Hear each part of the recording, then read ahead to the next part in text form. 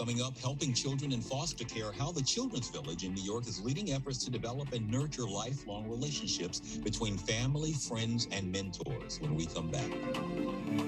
Welcome back. Since 1851, the Children's Village has been helping children in foster care find adoptive families. We spoke with CEO Jeremy Kohomban about their work and how they continue to change lives. Jeremy, good morning to you. And for those who may be unfamiliar with the Children's Village, how'd you get started? The Children's Village is one of the oldest child welfare family supporting organizations in the United States, founded in 1851 in New York City. And we're still around. Well, we're glad. We're definitely glad for that. Tell us, Jeremy, you work with children who are mostly in foster care to try to find them adoptive families. Is that correct? We do. We work with children in foster care, in juvenile justice, and families separated by immigration.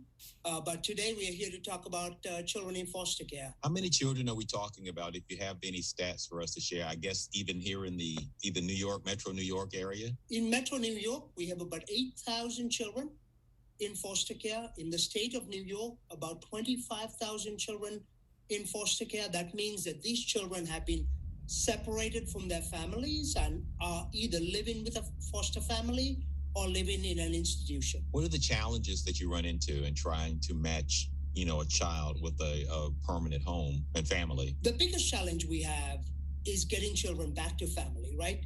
Taking children away from family is easy to do. Putting children back in family takes a lot more work. But at the end of the day, creating family is the most important work we do.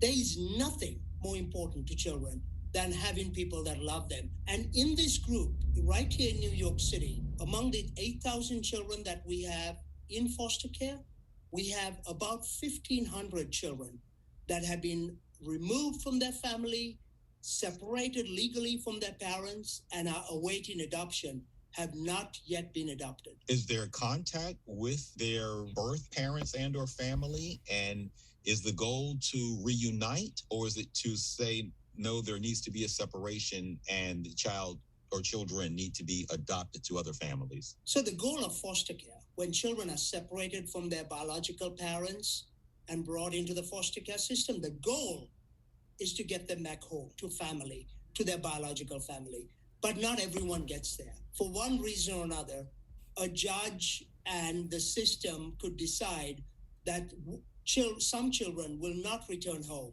or there is no home to go back to, and so they're put up for adoption. And of the 8,000 children in New York City, about 1,800 children are awaiting adoption. And that's a big number. Many of them are teenagers. Which was my next question, to talk about the age range. When we think about adoption, I think immediately our minds go to babies and toddlers. But no, you're talking about older children, correct? We are.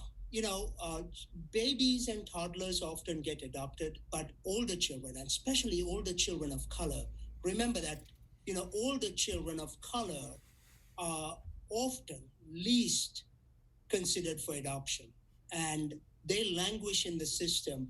And if they don't get a family, the risk is that they will live in a system, live in government and charity until they age out at 21. And who wants to grow up in government and charity? What's the difficulty with this particular demographic that we're talking about, Jeremy? Why is it so tough for that group to get adopted? I think one of the difficulties is perception, right? Everyone tends to think, and there have been movies about this idea that all the children in foster care are bad. I want all your viewers to know that we don't serve bad children. We just serve children to whom bad things have happened. And one of the worst things that have happened to them is that they've been taken away from family, and the family that we promised to give them, right? So when we take them away from family, we say, we're going to give you a better family. And they never got that better family. And that's probably the worst thing that's happening to them right now. They're incredible young people. They'll change your life because they touch mine every day. That's so awesome to hear. I'm so glad you clarified that as well, the distinction between a bad situation versus a bad child, if you will. I think no bad children. I don't meet bad children in foster care. I just meet young people to whom bad things have happened. Now, for anyone looking for more information, Jeremy, about the Children's Village, what can you tell us? Where should they go? Please come to our website, childrensvillage.org. Call us. We are on all the social media platforms, and I'll personally introduce you to amazing young people who will change your life. They're truly, truly amazing. Don't forget us this month and this year and next year. We need you. 1,500 kids, 1,800 kids awaiting adoption in this great city. That's wrong. We can do something about it. Can't we? Absolutely. And Jeremy Kohomban with the Children's Village, thank you so much for being with us this morning and bringing a light to this very important issue. Thank you, Antoine. Thank you for bringing a spotlight to this very important issue.